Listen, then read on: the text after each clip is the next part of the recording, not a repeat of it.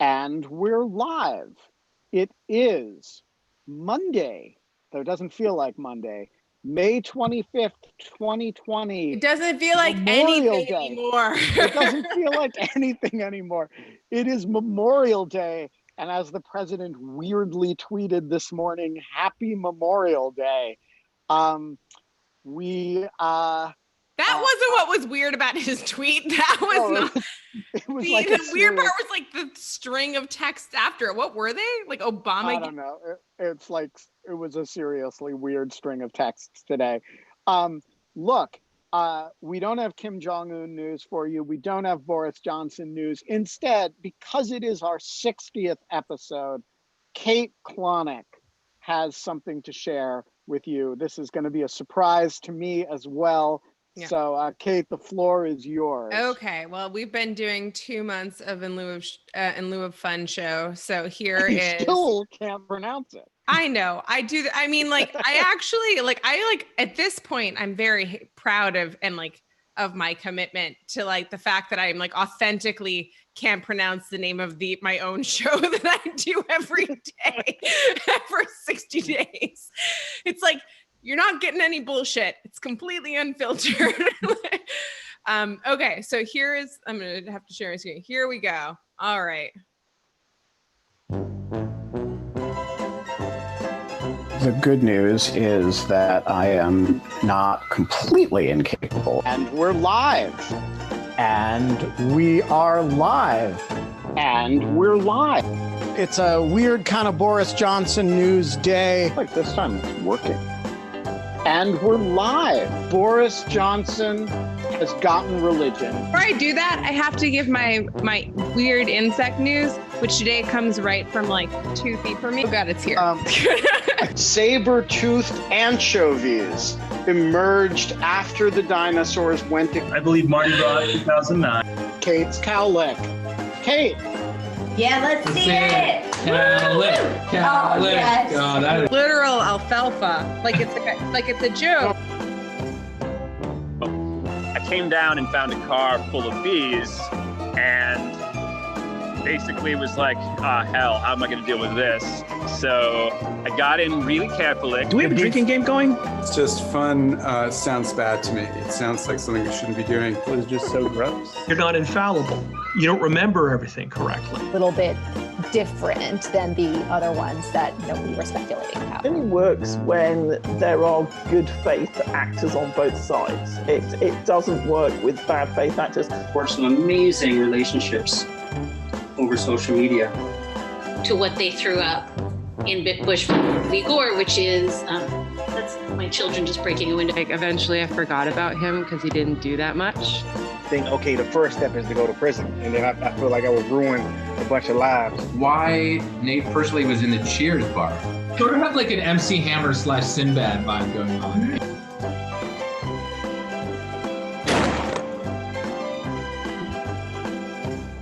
Damn.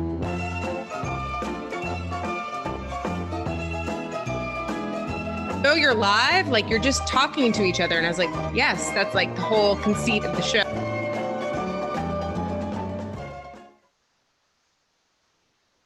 Hey, that is awesome. That made me so happy. I also have a video, but I'm going to save it to the end of the show. And I cannot confirm or deny that it involves more cannons firing. Well, you're muted, Kate. So yeah, Ben has all of these baby cannons. Like they're just literally baby cannons. They're just tiny, tiny cannons. I was a little confused in that video, but I assumed I was hoping that I would get some context. No, you'll get some context later in the show. Look, I don't know what to say about that, Kate. You've really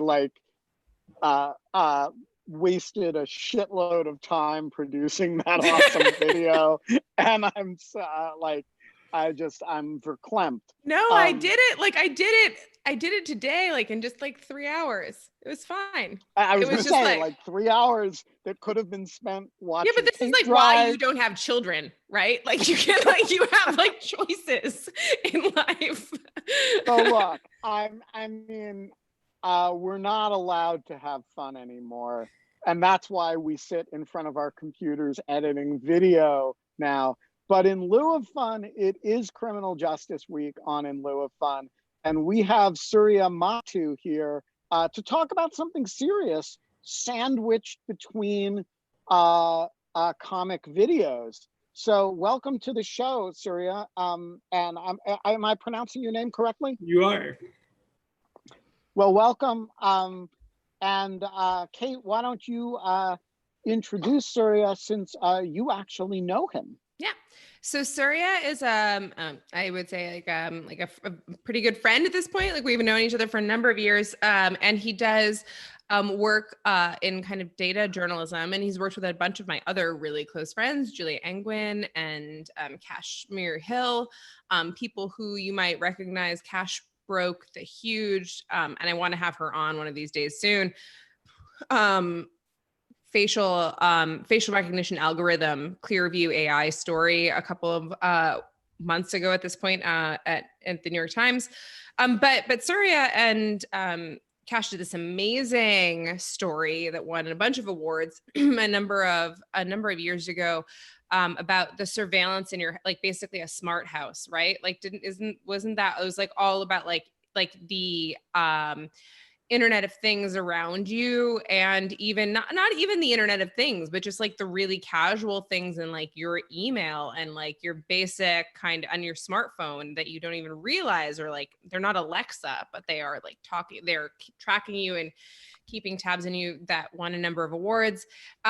And the reason I wanted to bring Surya on, I've been looking for an excuse for a while, even though I hadn't talked to him in a couple of weeks. But I wanted to bring him on because he did, with Julia Angwin, who is the editor-in-chief of the Markup now, this amazing piece I guess it's a couple of years ago, a year or 5 years ago, 4 years ago. Yeah. But this just incredible piece of journalism that was different from kind of your norm. I think it was like mostly you do privacy, mostly you do tech, mostly you do AI. And this was this amazing piece of journalism that was one of the best pieces that I've ever seen of analyzing criminal justice and sentencing ramifications, and kind of measuring the bias of algorithms that are used to compute what the suggested sentences should be for various, and the risk factors of where you sentence various people, and like then what their actual recidivism rates are and how they're biased. I want you to kind of talk more about this, but it's one of the best talks I'm a huge dork, but it's one of the best talks that I've ever heard you and Julia give. And I've seen you guys talk about a bunch of stuff. And so, yeah, I just was like, today we're doing criminal justice, and I just like thought that it would be great to have you on. Sure. Thanks for having me. I mean, I can just give you some like context for what it was. I mean, it's quite a few years ago. I mean, not quite a few, but 4 years ago at this point. And basically, this was Julia Angwin was interested in looking into risk assessment tools being used in the criminal justice system. And we investigated at Broward County in Florida the use of this one particular tool called Compass, which was made available there by a company called Northpoint. And basically, the tool was originally made to be, it was originally designed for rehabilitation. So basically, the way the tool works is like it's a 137 question questionnaire. And based on how people answer the question, they get scored from a score of 1 to 10. They get a score of a variety of different risks. The 3 risks we looked at were risk of violence, risk of recidivism, and risk of failure to appear in court. We ended up focusing just on the risk of recidivism test. And basically, this test was originally designed for rehabilitation purposes, to see like when someone's coming off on parole, what kind of socioeconomic support that they might need in order to rehabilitate into society properly. But how it ended up being used was actually for sentencing, and in some places, and in Florida, it was being used at the time of arraignment, to determine whether someone who's coming in should either get bail, be let off on the right of the recognizance, or yeah. So wait, just to back up, what was your you had issues getting this data from a couple of places, and then there was like one place that just like let you have all of their data. Where was that? Well, Florida, Broward County in Florida, well, basically like doing a FOIA request for this data was not easy in most states, but because the laws in Florida are favorable for FOIA requests, that's kind of where we focused. And that was really Julia and Lauren Kirchner, one of our colleagues, who took the lead on that. And I think it took about 6 months between when they filed the original request to when they had to sue to actually get the data. So we got the data for, I think, 16,000, I can't know the exact number, around 15,000 people, and the scores they received over a 2-year period.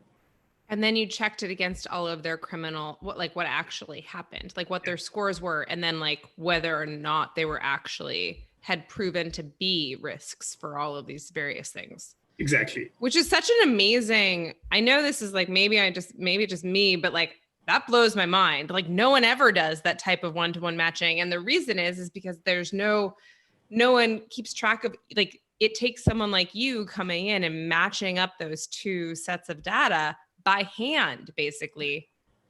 Well, yeah, and it's easier to do it because again, Florida is Broward County. Their county had the public records quite easily accessible on a website, which I could write a computer program to collect that data from. But yeah, it's quite hard to do that otherwise. And even with using like computer programs to do so, it was quite hard still to make sure the data was all valid, because there's a lot of human error in how the names are being typed in. People don't disclose their race often, and a lot of different identifying factors tend to be noisy. So we actually, even from the original data set of 15,000, I think we had to like lose like half of it because we couldn't verify who those people were. Yeah. And so basically, so I just like also kind of want to spell out the timeline of this type of investigative reporting, because you're like, this is the thing that people also don't realize when you're doing these types of giant projects, is that like you filed the requests for all of this shit, and then you have to wait for like 6 months to get a response or get it to come in. Then you have to code it, right? Yeah, the whole thing took us like a year. Yeah, exactly. This is like a year. And like, what do you do while you're waiting for the FOIA request to come in? A lot of drinking and hoping it'll come through. No, I mean, you tend to, go ahead, Ben. No, please.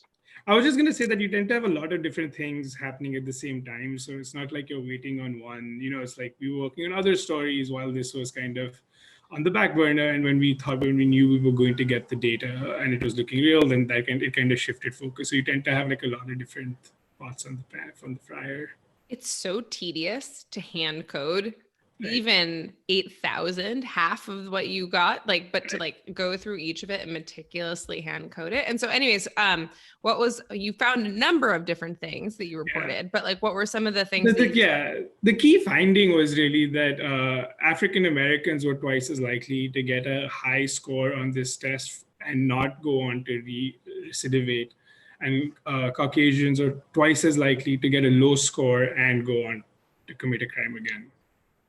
So wait, let's break that down, because a similarly situated African American and white defendant in a similarly, you've got two dependent variables in that sentence, and I'm trying to figure out how they're interacting with one another. If you have two defendants, one black, one white, who are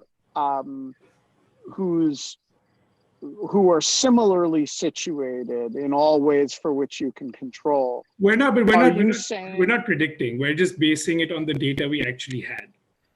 So they basically checked like whatever the ranking was for what they should be sentenced to, whatever like this algorithm. Actually explain the algorithm, like how the sentencing, what the sentencing algorithm is, because I don't think most people even know that these types of algorithms exist in the criminal justice system. I mean, the algorithm itself, we don't know how it works exactly, but what we do know is that it took 137 questions in a questionnaire for the person to answer. And those questions, there were a variety of different questions. I've got some here, and some you can't ask questions about race and other sort of protected classes, but they did have questions like, do in your family who've committed a crime before, or other questions that could be sort of proxies for those protected classes. But we don't really know how the algorithm worked. We just had the 137 questions that they asked and the outputs of the test. And what is the score? What is the output that they come up with? What does that signify? So it was a score from 1 to 10 that someone could get, and 1 to 3 was considered low risk. I think 3 to 7 was considered moderate, and 7 to 10 was considered high risk. For recidivism. For recidivism, yeah. I see. So you can't actually control for people being similarly situated because all you have is what they scored on this test and presumably what crime they were convicted of, right? That's right. And that was actually one of the hardest steps for us, was determining what we considered to be recidivism. Someone, like a misdemeanor recidivism. We landed on felony after consulting with a lot of people. But it was it was tricky to even determine how we are kind of classifying that. Yeah. Right. So I want to go back to your core finding here because I'm still having trouble understanding it. You're saying that an African American is twice as likely to score high and not have a recidivism incident, and a white person, and a white person is twice as likely to score low and then have one. In the context of Broward County, Florida, from the period of 2013 to 2015, for the people. And how many defendants are we talking about here? Is this a matter of what's your sample size like? We had I think we had 15,000 people in the start, and we had to take it down. Let me pull up the actual. I thought that the end was around 9,000. It was very significant. It was a big number, but let me I can tell while we're talking, I'll pull up the actual methodology because it was just a fascinating study because it's so commonsensical, but it's one of those things that just requires so much work and diligence to get it right. And I mean, the company was really mad at us because they basically told us that. What was the name of the company again? North Point. They're now called Equivent, I think. They renamed themselves. But they were mad at us because they basically they were arguing that we don't understand how statistics work because, as far as their analysis was concerned, before they released the tool, they found that the accuracy for each protected class was equal. So they had equal accuracy for African Americans, men, women, Caucasians, et cetera. And what we just found, we just looked at actual data on the ground of what happened and just put those numbers together. Interesting. So we have a question from Lieu, which Lieu, we're going to unmute you and or you should unmute yourself and pose your question.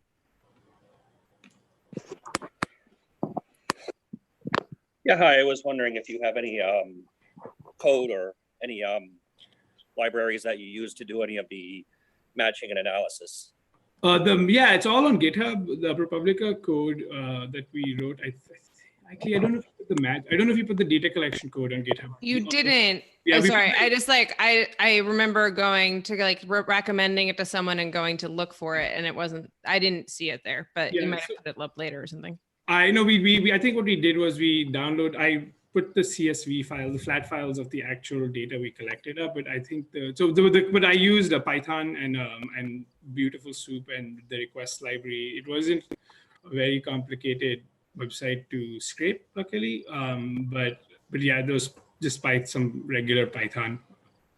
Go ahead, Ben. Explain something to me about the finding, because I'm very interested in the substantive finding here. What if they are not asking about race, and so they're not coding for race, and they are presumably, let's give them the benefit of the doubt for a minute and say they are not intentionally using proxies and saying, okay, like, how can we, with 137 questions, how can we identify people by race in a fashion that's going to advantage one group of people at the expense of another? Let's assume they're not doing it and that this is some species of unconscious bias. Do you have a sense of what the set of things that they're asking about that cause them to get predictive recidivism, not necessarily wrong with respect to the Black community and not necessarily wrong with respect to the white community, but radically different between them? It presumably isn't that people are, since you're using a sort of dual variable thing, it's not the likelihood of recidivism, obviously, because you're actually measuring the relationship between the predictive thing and the actual possibility of recidivism. So what is it that they're getting wrong here, or that they're mismeasuring, that's causing this disparity? Good question. I don't actually know the answer to that, but like just based on the readings I've done of the methodologies and kind of the studies that they've taken, so like the kind of questions that they have on there. So I don't really, just to give you some sort of how hard it is to guess, is like, how often did you feel bored? How often do you have barely enough money to get by? How many of your friends or acquaintances have been arrested? If people make me angry or lose my temper, I can be dangerous. This is like a kind of a sample of the kinds of questions that are on that test. And from what I understand, it was like a psychographic test, or like a psychological research-based test. And they had in the original kind of white paper that this is a few years ago, so I'm a little hazy, but they had like a few different research sort of frameworks that they were working around criminal justice, which they were basing all of this on. But I think fundamentally, just like, having gone down there and talking to the people who were like actually implementing this stuff, it really just felt like at a fundamental level, a sampling bias, right? Like the kind of people who are being put through these systems more, like these algorithmic systems are assuming a fair system, a fair sample of people coming through these systems, and are going to try to learn from that.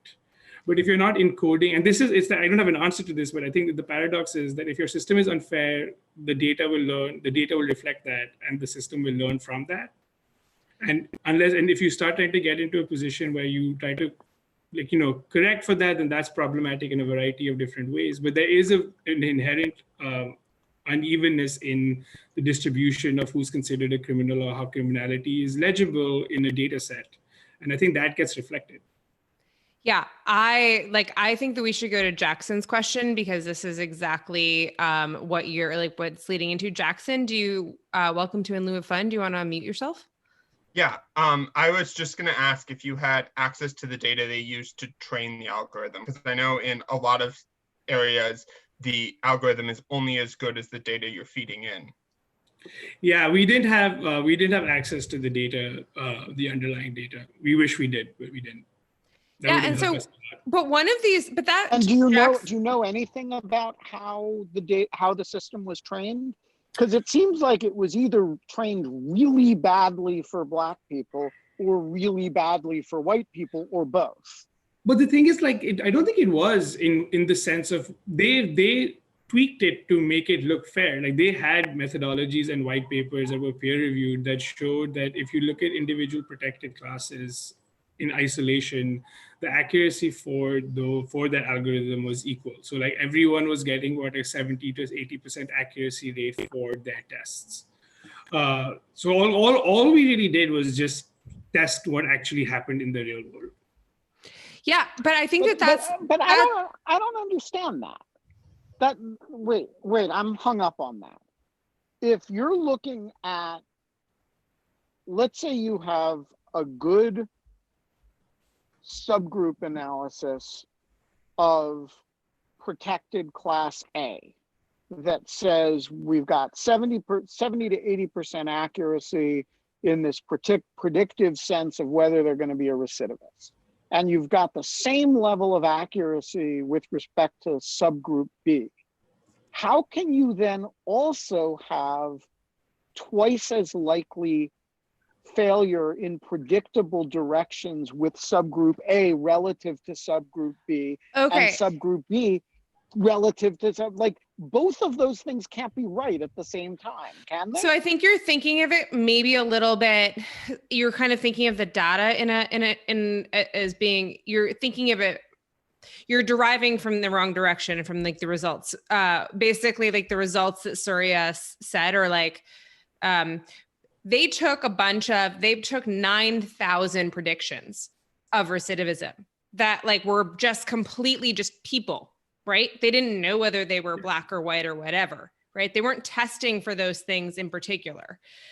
They just took those people and then they chalked all of that predictive analysis up against what actually happened and what those people actually went on to do. And when they did those, and then when they did that, they basically found that among that group of people, Black people were likely to get these disproportionately high scores without actual risk of recidivism, and white people were less likely to, but then would go on to have high rates of recidivism. So like, I totally, does that make sense? I totally get that. No, I totally understand that. But I don't understand how that squares with the testing that the company purports to have done, which looks at the rate of predictive accuracy, which presumably involves finding out what happened in the real world among white people and finding, well, that's 70 to 80% accurate. Looking at the same question with respect to Black people and saying, well, that's 70 to 80% accurate. And so I don't understand how you can have like either the company's data was wrong or there is something that I'm not thinking of. I mean, I don't see how you can have 70 and 80%. But they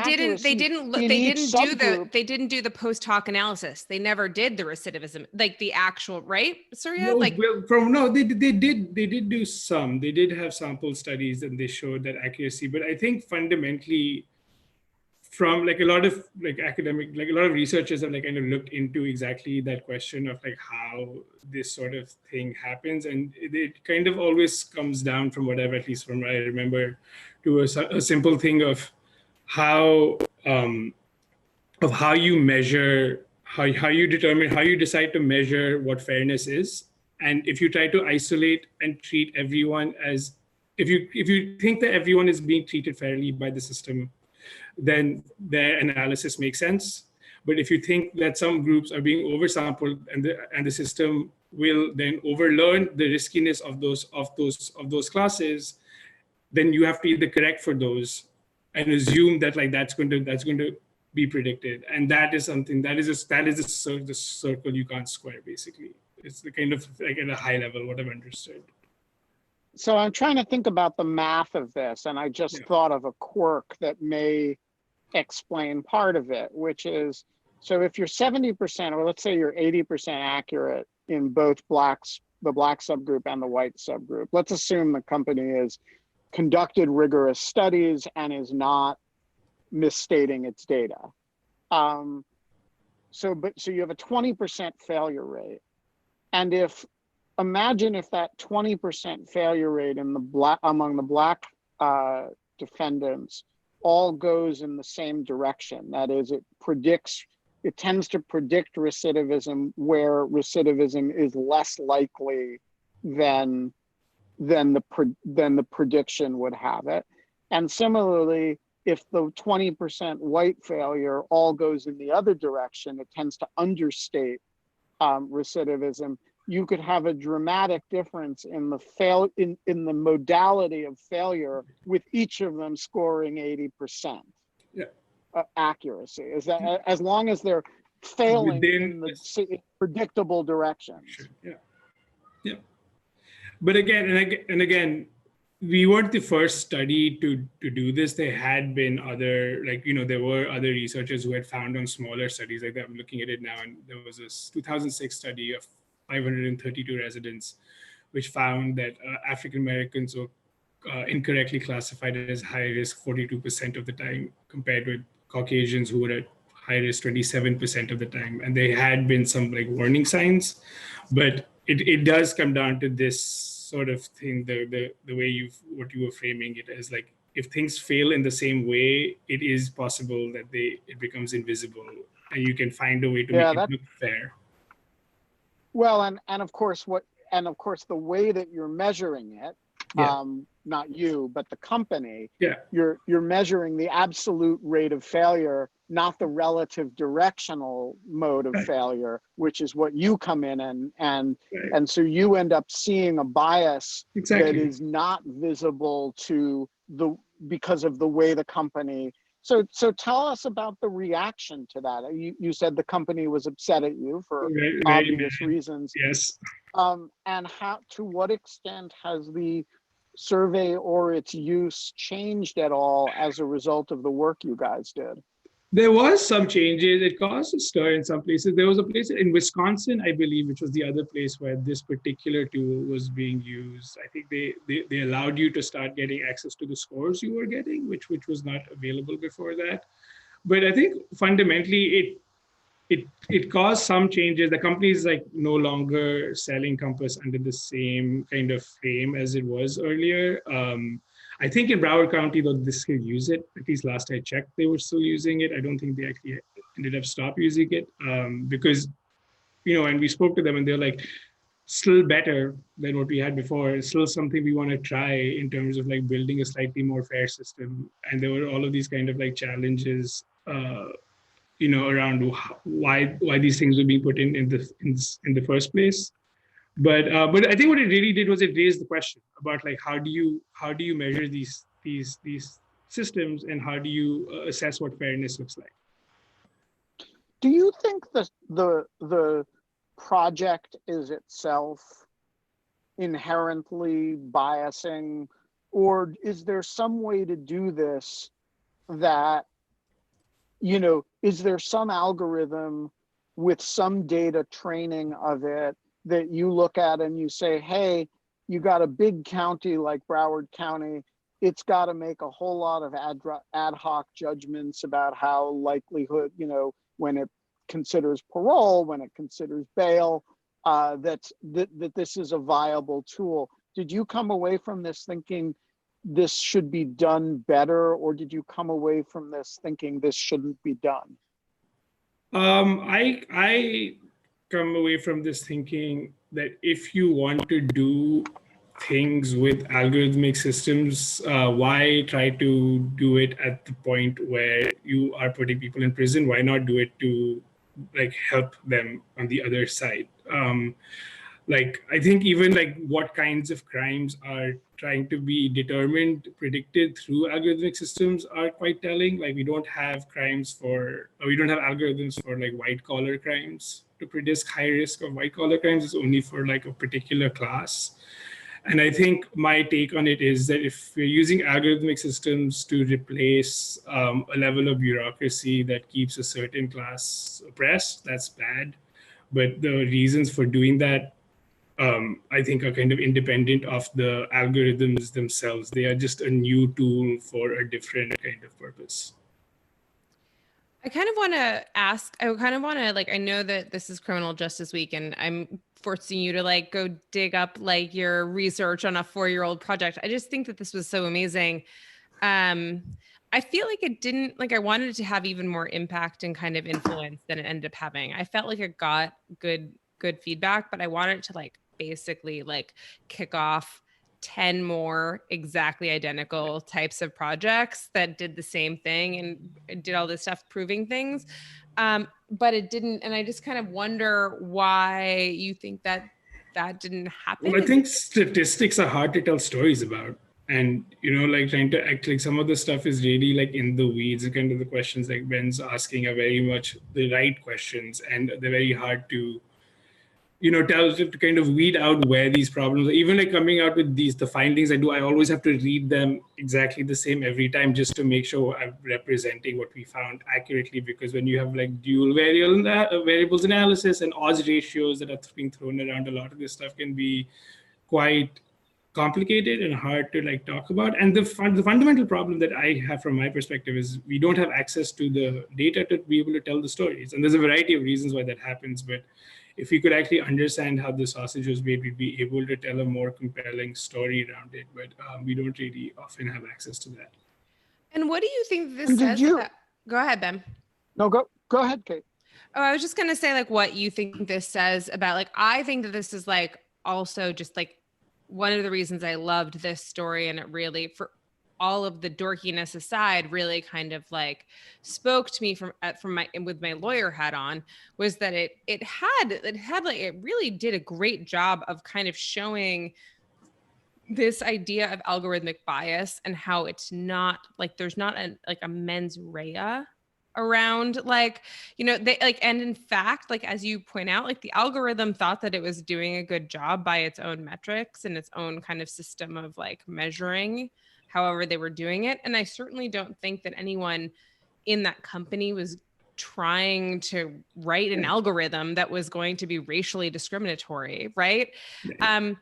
But this is kind of this greater problem of like all of these systems, be they human or algorithmic, which is just kind of like there's just so much unstated innate bias or kind of ways that over time things play out as biased. And I thought that like the fact that they didn't even ask race on the survey was like kind of the most amazing, yet there was a discernible that you could, when you plugged it back in, still discern a difference across race, was such a powerful statement on like what algorithmic bias can do.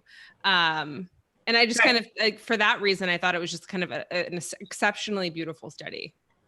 Thank you. I mean, I think it's just always true that you can make data often tell whatever story you want if you have enough of it and you're not asking a wide range of questions. So I think from my perspective, we just need more people in the room being able to ask questions about how these systems work and why they work. And it's not just the companies making the tools, but also like the communities that are most likely to be affected by them and their advocates also being able to kind of give feedback and better understand it. When you read the survey in question, when you first read it, did you say to yourself, wow, this is a sufficiently culturally biased survey that I predict that it will have disparate impact on African-American communities? Or did you read it and say, seems pretty fair, seems pretty reasonable, and were surprised at the findings that you generated, or somewhere in between? But I mean, like, my take was even like simpler than that, which is like, wow, they think they can figure out who's going to commit a crime by asking you 130 questions. Right. And like, interesting. And I think for me, that is fundamentally the challenge here is like, if this is being used as evidence in a way that like, I suppose that someone has to defend themselves against, I don't know how you could ever do that. So this actually leads to nicely to John Bordeaux's question. John? Thank you. I think there's such great promise to use these tools for descriptive analytics to understand the environment around us. But my sense and my experience in this is that we jump to predictive analytics to substitute for human judgment far too often. And we embed bias and we obscure bias. So my question is your work leading to, or is this really another example? I'm biasing my own question here. Is it more of an indictment of predictive analytics, short of understanding how to use these tools in that way? Are we substituting for human judgment? Pretty much. And like, I think that's fundamentally what it comes down to is like, don't predict, like use the, like you're going to use an algorithmic system to make that kind of, to affect someone's life to that degree, you should really know why it's making that judgment. And it's hard with statistics, like it's just not how it works. So why kind of get into, like, that's kind of my take on it, and I'm speaking for myself, like why try to get into a position like that in the first place? So yeah, I would definitely favor descriptive analytics over predictive. Kevin R., the floor is yours. Sorry, I stepped away for a moment. As this was being discussed, and the pattern of that, the Black folks labeled as high risk were not committing as many future crimes as white people, and that the low risk blacks were committing more. That kind of flattening of a fit, or that the model that you're consistently, the curve for the black folks is sort of flatter than for white folks, that statistically that kind of pattern might mean that there's basically noise, that there's something that the model is not predicting about black folks, and that there's some portion of them that this score just isn't informative about their future behavior. And how do you know that it's about black folks rather than about white folks? Like maybe it's getting the black folks, like maybe the problem is, I mean, since the problem is relative, why do we assume that the problem is in the assessment of black people rather than in the assessment of white people? There's clearly a problem. Yeah. But why? Yeah. But so why is the assumption about one rather than about the other? Yeah. Well, part of that is that if the model was completely uninformative, if these numbers had nothing to do with recidivism, you'd end up with a completely flat curve. 20% of people would commit a crime in the future, or whatever that rate happened to be, regardless of what their rating is. And what we're finding, the findings are that the curve for black people is closer to that flat curve, the completely uninformative, completely random curve, than for white folks. And so there's a potential, it could be that there's some overt bias, but there's also a more innocent I don't know that that's there's some exactly right, random. Kevin. Tell me if I'm wrong, Surya, but I think that what you're saying is the delta between the prediction and for like white folks, like where they're predicted and their chance of recidivism, and the delta for black people and their chance of recidivism, that was like, that's what you're mapping, not the, am I wrong? Yeah. Or like, yeah. I mean, I think but fundamentally, this is like, a lot has already changed in the way these systems are working since this study even came out. And I think like the real point of the survey and the study and the analysis was that these systems are messy and complicated, and it's not as easy to predict crime as they try to lay them out to be. Even to the question of black folk and white folk, like it really comes down to how they are classified and reported to be white or black. Often a lot of Hispanic folk will be classifying themselves as Caucasians because of the scenarios in which they be. So like all I'm getting at is like there's a variety of reasons why this stuff happens, and often the conversation does go towards the deltas and the p-values of what it is.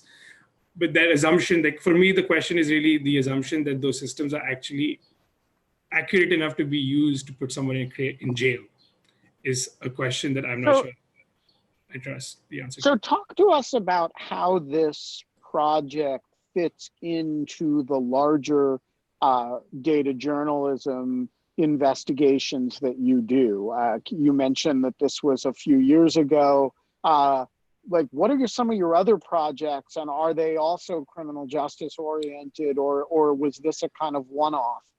No, we do at the Markup. We do like focus. Kind of to the one of the previous people who were on. Like we really focus on descriptive analytics versus predictive, right? So we are just going in and looking at everything from employment to houses, a variety of different kind of aspects, and trying to collect data on how these systems are actually working in the real world and describing that, rather than focusing on what the predictive systems are trying to claim that they can do. That's kind of fundamentally where we're at. And what you said you've been working on a big, I don't know if you can talk about it, but you've been working on a big. The project I'm working on right now is more to do with the surveillance economy. So personally, my personal kind of role in a lot of this work tends to be on the data collection side, and trying to find ways to actually build the data sets that are missing that we can then use to do the descriptive analytics. But as far as we are concerned, yeah, so I'm working on a story to do with some of the surveillance economy that will soon, hopefully the next month or so, come out, and I can talk about it more then. But yeah, I think like we try to do as little fancy math as we can and really just show in the simple numbers how things are actually affecting people on the ground. What was the thing that Julia wanted to get on the Markup bumper stickers that was like math plus something equals like math plus tears plus math equals tears plus math equals journalism, or like it was such a good you should really have Julia on here, because she has awesome kind of like insight into this, and she gets really mad around predictive systems for precisely this reason, which is that like math is cool and it does a lot of stuff, and like there's a lot of value in ways in which it can help a variety of different parts of society, but it really comes down to what kind of questions you're asking and what kind of decisions you're trying to use it for. Yeah, how is data journalism? I mean, that's a really interesting point, right? So like at the end of the day, there's some math and some science here and some engineering, but what you're doing is not math and science and engineering. The tiers part encompasses multitudes, and ultimately it's about asking the right questions, not about crunching the numbers. But you said it yourself, Surya. It's about telling a story. Right. And so my question is, how are you different from a social scientist? We try to find the people it actually affects, right? So like when we do these stories, we actually try to go and find, so like if you read in the story, we do the analysis, but then we go and find like Brescia Borden, who actually got those scores, and we try to tell her story of how it actually impacted her life. Right? And our focus is always on those people and trying to ground this in the reality of how it's impacting those people's lives and how these systems are affecting those more. So what you're telling me is you've improved social science. I think it's social science with a heart. Well, it's like we're not the scientists, right? We're like the auditors almost. Like we don't have the solutions, and we don't see it as our job to suggest what makes it better. We're just trying to be as accurate about what is actually happening on the ground. Because I think, especially with the complexity and the multitudes of like you said earlier, like just having two variables in an analysis confuses things so much that they're hard to explain. But like a lot of we haven't even gone into the machine learning kind of world of unlike kind of explainable predictive systems, right? So like we just try to like back away from all of that and just really see what actually happened. Yeah, you feel like qualitative and quantitative anthropologists is almost how I think of you. And or journalists, right? Like, I mean, I think that's like journalism. Which is basically what journalists are, as it turns out. Or good ones, worth their salt. Right. Yeah. I mean, I think like Ida Tarbell did that for Standard Oil, right? And like it was just like getting the receipts, and we just try to get the receipts. Yeah, that's a lovely way of putting it. We just try to get the receipts. That should be on a bumper sticker. / your tax returns. Give us your tax returns. I'm so excited to see your next project. I totally identify with the long project and being so sick of it. So I hope you're done with it soon, because I know it just gets so fingers crossed. It's such a curse, right? To be like working on something that you know everyone is going to be so interested in, but you know it so well and so deeply that by the time it comes out, you are like over it, and everyone else is just waking up to it and wants to talk about it. And like you're just like, get away from me. Well, if we are still in lockdown when it comes out, please come back and join us again on In Lieu of Fun. I will. Thank you so much for having me. I really appreciate the conversation. It was a great pleasure. Thank you.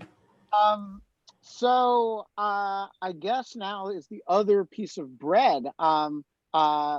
The following video will be, I guess, self-explanatory to those to whom it is self-explanatory.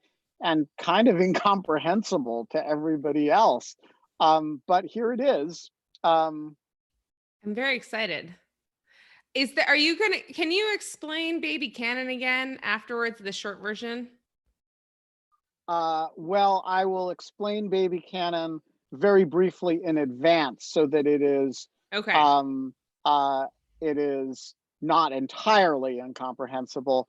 Baby Canon, who is the black medium-sized canon in this, is a Twitter meme of mine, which became popular because when I would show videos of Baby Canon, whenever I was whenever a major news story about the Trump-Russia matter would come out, I would tweet a video of Baby Canon blowing something up with the word boom and a link to the story.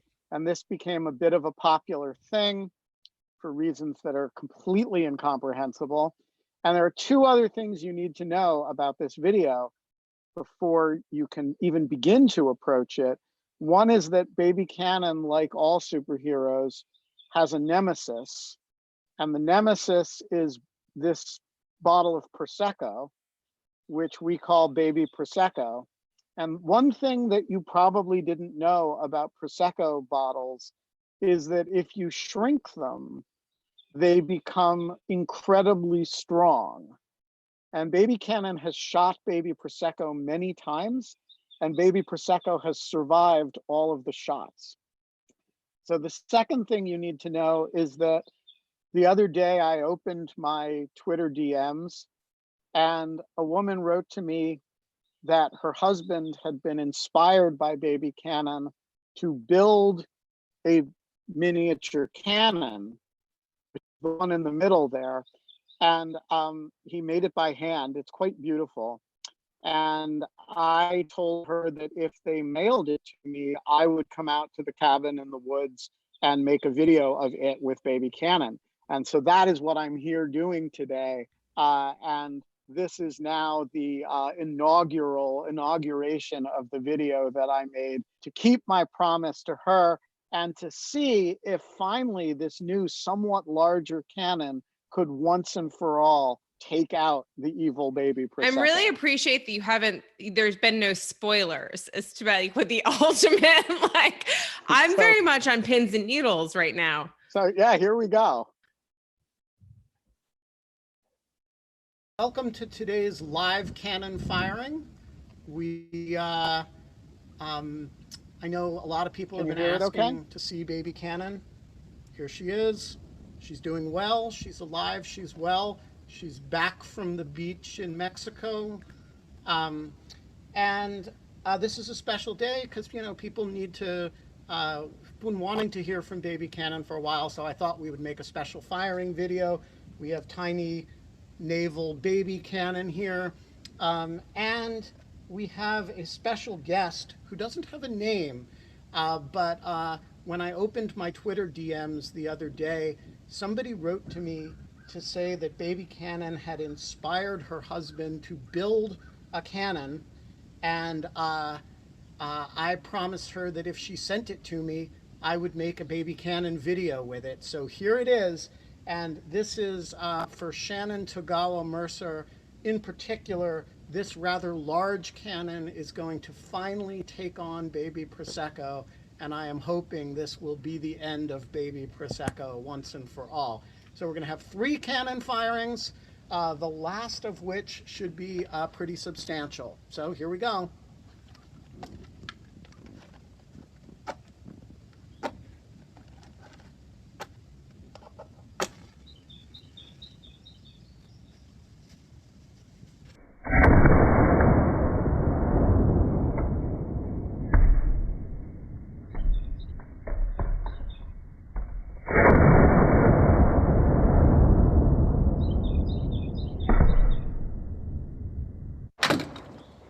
There's 2, and here's the 3rd.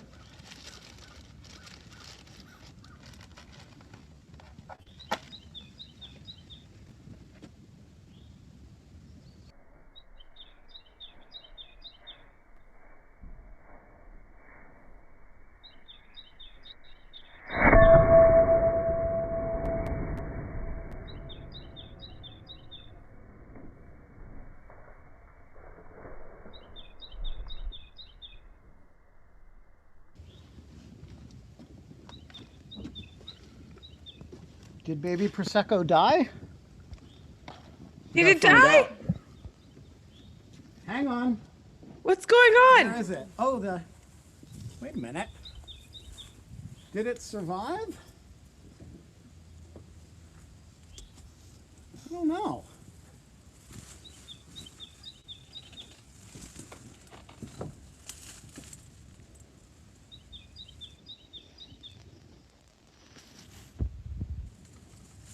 We will report back, is the short answer. What the hell? Damn thing will outlive us all. That's crazy. Baby Prosecco lived to fight another day. Really? Yes. Really? That like really hit it. Like it really hit it. Scorch marked. The front has a blast mark on it. The thing is undamaged. And it's like Moriarty, man. You can't. I don't kill think it. those other ones hit it at all because I didn't hear the same ding. Baby Prosecco has been hit multiple times, knocked off shelves. The thing is indestructible. This had 2 cannonballs in it and a full half teaspoon of black powder. You know, it's Ripley's, man. I